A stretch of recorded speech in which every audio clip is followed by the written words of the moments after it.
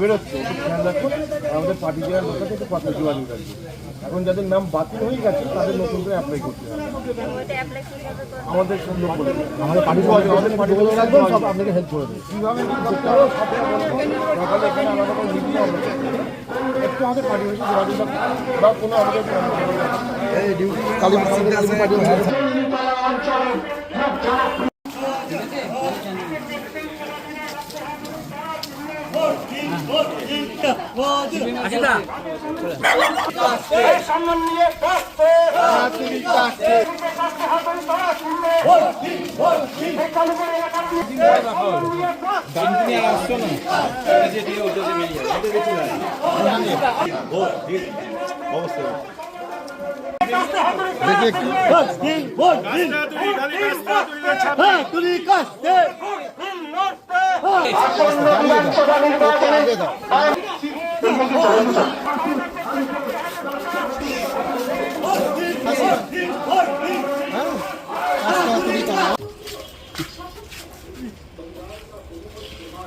আশীর্বাদ করবেন।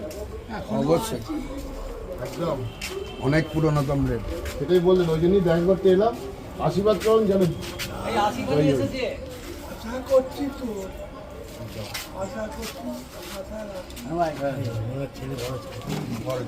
ঠিক আছে।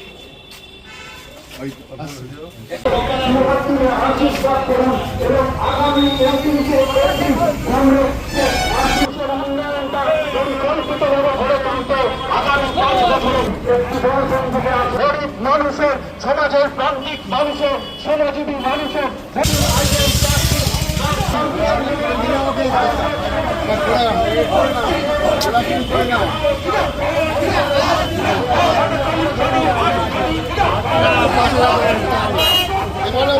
সামনে থেকে সরে যান, সামনে থেকে সরে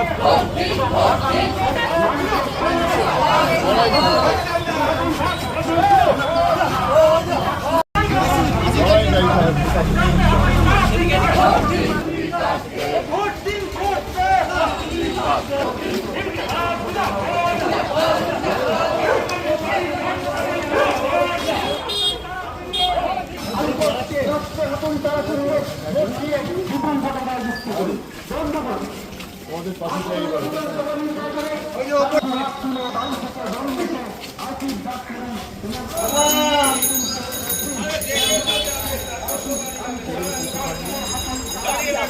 একদম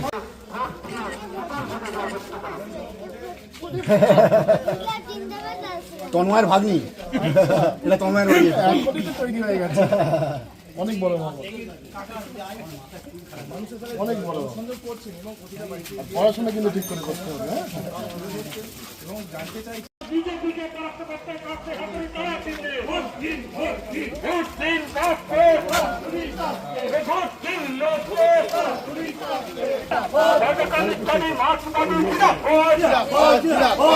বিধানসভা নির্বাচনে সিপিআইএম প্রার্থী কমরেড আসিফ আলীকে দেখতে তারা চিহ্নে আপনার আমার ঘরে নিয়ে যাচ্ছে কর্মসংস্থানের দাবিতে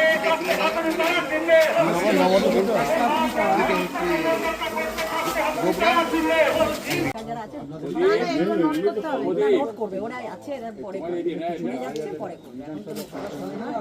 জানি তো, আমার পক্ষে যতটা করা আমি করি। তুমি তো ওখানে রেখে গেলে, ও তো এইটুকুনি লিখেছিল দুঃখু বলে আমরা ঘরে ঘুমোচ্ছিলাম জানো, পুরো ওই যে লিখে বিজেপি একবার ওই কোন পর্যন্ত দেবো না তো আমি লিখতে দেবো না। আমাকে কি করছো? আমি এই অবস্থায় পড়ে আছি, আমাকে যখন লিখতে হবে বাধা দেবে বলে লিখবে না আমাকে। ওই যে বিধবা ভাতা পান না আপনি? কিচ্ছু পাই না, কিচ্ছু না, মানুষ ভাই কিচ্ছু পাই না। বিধবা ভাতা 3 বার জমা দিয়েছি। তা কি বলছে, কি বলছে? আটকে আছে, যাদের বয়স্ক ভাতাও পান না, কিচ্ছু না, কিচ্ছু পায় না, কিছু দেয় না। আমফানের সময় গেছিলেন, কিছু দেয়নি? আমফানের সময় 3 বার জমা দিয়েছি, আমফান জনেরও টাকা পাইনি আমি। কোথায় দিয়েছিলেন জমা? হ্যাঁ, কোথায় জমা দিয়েছিলেন? ওই সব নিয়ে গেছে, নিয়ে গিয়ে জমা দিয়েছে। কোথায়? কোথায় জমা দিচ্ছে আমরা কি করি জানি?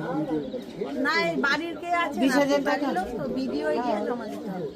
ওই ভিডিওতে গিয়েই জমা দিয়েছে। এখান থেকে দেবে না, ওরা লোক বুঝেই করছে। ওরা লোক বুঝে করে। আমি বলছি যে অনেক কিছু করবে না, ওদের যারা লুঙ্গি ধুয়ে দেবে তাদের করবে।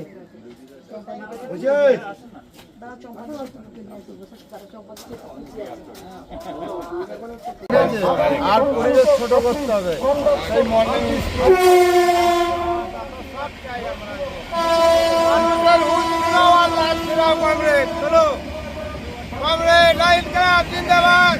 মানুষের হুঁশ ফেরাও আর লাল ফেরাও।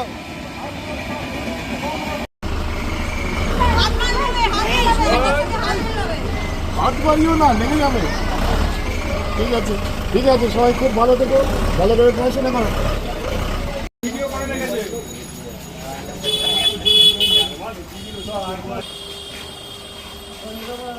এখন আগে ওনাকে চাকরি ছিল না, ওনাকে শ্রদ্ধা জানাবার দরকার যেভাবে উনি করোনা টাইমে চাকরি একটু বলবেন আমাদের।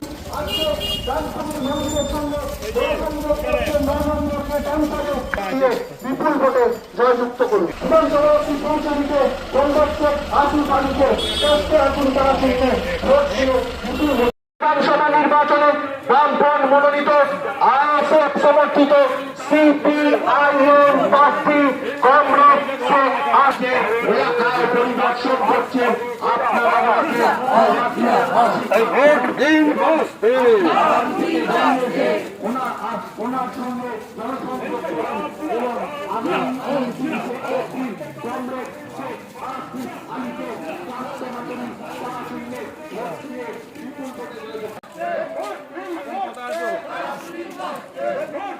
ওখানে অনেকদিন পরে দেখা হলো।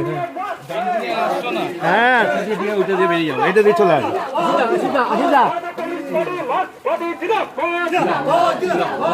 বিধানসভা নির্বাচনে তারা চিহ্নে কালীপুর এলাকার নিকাশি ব্যবস্থা সুষ্ঠু সমাধান করতে ভোট উঠতে কমরেড শেখ আসিফ আলীকে কাস্তে হাতুড়ি তারা চিহ্নে ভোট দিয়ে বিপুল ভোটে জয়যুক্ত করুন।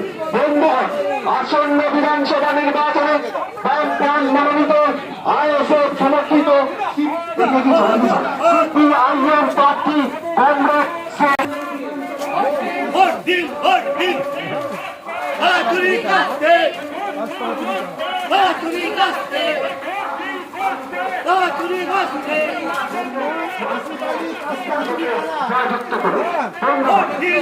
বিধানসভা নির্বাচনে আইএসএফ সমর্থিত সিপিআইএম প্রার্থী কমরেড শেখ আসিফ আলীকে কাস্তে হাতুড়ি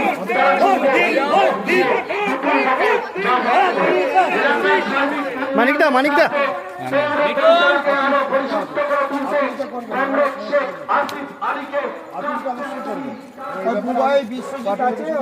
ওটা প্রথমে গেছে, ও বিবেচনা দিনে ছিল না, ফার্স্ট লিস্টে ডিলিট হয়েছে। ঠিক আছে, অ্যাপ্লিকেশন না দিয়ে যদি কেউ বলে থাকে যে পরে 6 নম্বর ফর্ম ফিল আপ করবে, সেটা কিন্তু আপনার জন্য খারাপ হবে। হ্যাঁ, সবসময় আপনি তাই করে দেন।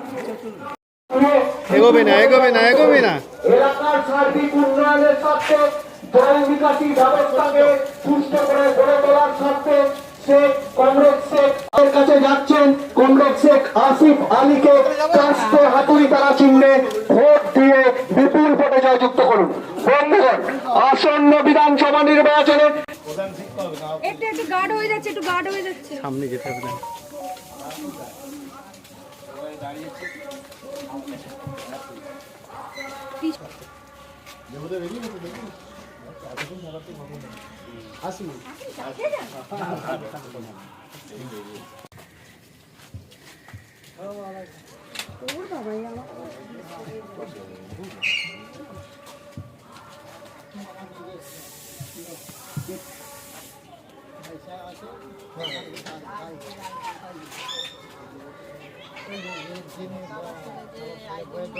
হ্যাঁ, আইন স্যার,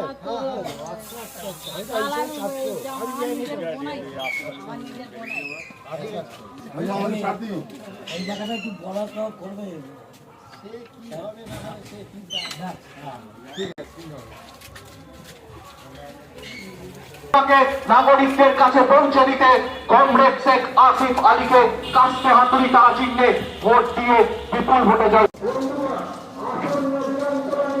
এবারে বামপন্থী প্রার্থী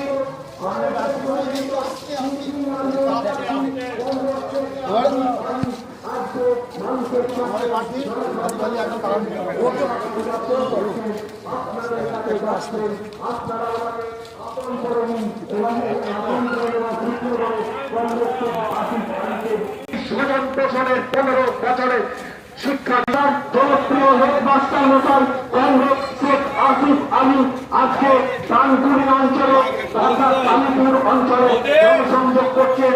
ওনাকে আপনারা আপন করে নিন, আশীর্বাদ করুন ওনার জন্য।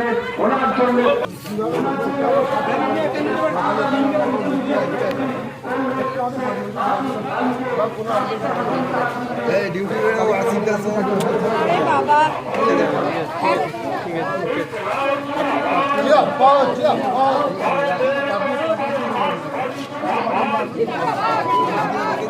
আচ্ছা ঠিক আছে। 29 এপ্রিল কমরেড শেখ আসিফ আলীকে কাস্তে হাতুড়ি তারা চিহ্নে ভোট দিয়ে বিপুল ভোটে জয়যুক্ত করুন।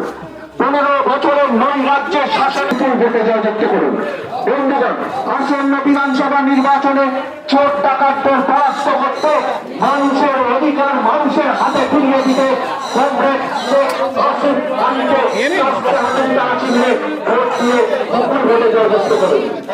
বন্ধুগণ, আসন্ন বিধানসভা নির্বাচনে আপন করে নিন, আওয়াজে দুহাত তুলে আশীর্বাদ করুন এবং আগামী 29 এপ্রিল মূলত কালীপুর সংলগ্ন এলাকাটাই প্রচার করছি এবং যথারীতি ডানকুনি এলাকায় খুবই ভালো সাড়া। মানুষের কাছে কতগুলো মূল বিষয়, একটা হচ্ছে জল নিকাশির সমস্যা মারাত্মক, এবং গোটা চণ্ডীতলা বিধানসভা জুড়ে বর্তমান যিনি বিধায়ক আছেন তার প্রতি মানুষের মারাত্মক ক্ষোভ। তাকে গত 15 বছরে সেভাবে এলাকাতেও দেখা যায়নি, বিধানসভাতেও কখনো তিনি সরব হয়েছেন এরকম মানুষ কিন্তু কোনোদিন দেখেননি।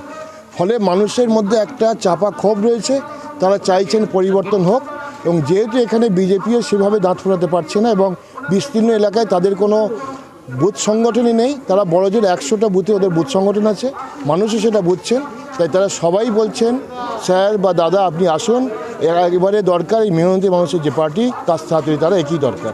আমরা বিধানসভায় একটা কোনো কলেজ নেই, সরকারি কোনো কলেজ নেই একদমই, এবং ডানকুনি আমরা এর আগে আনন্দবাজার পত্রিকাতেও বলেছি যে ডানকুনি পৌরসভা এলাকায় এত দ্রুত জনসংখ্যা বাড়ছে, আগামী দিনে এটাই একটা হয়তো বিধানসভা ক্ষেত্র হয়ে যাবে।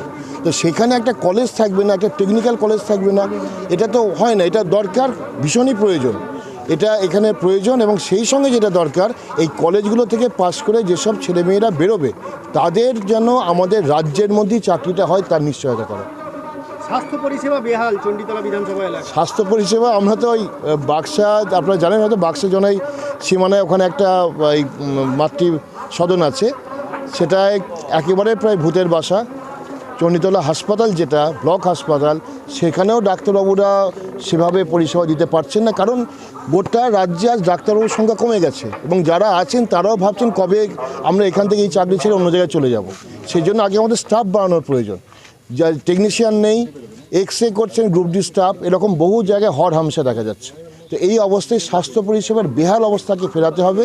আমাদের ডানকুনি এলাকাতেও আলাদা করে একটা স্বাস্থ্য কেন্দ্র হাসপাতাল করার দরকার, কারণ এখানে জনসংখ্যা যথেষ্ট বেশি। শিল্প কর্মসংস্থান, শিল্প ডানকুনি শিল্পাঞ্চল বন্ধের মুখে, অনেক শিল্প বন্ধ, কি বলবেন?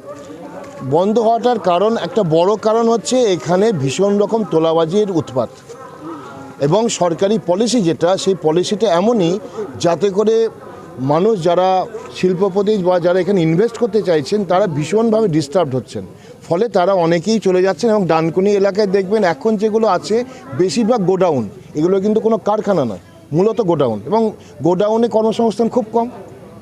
এর যে প্রতিফলন আমাদের যে যুব সমাজের মধ্যে ঘটছে, তাদের বেশিরভাগ কাজ পাচ্ছে না।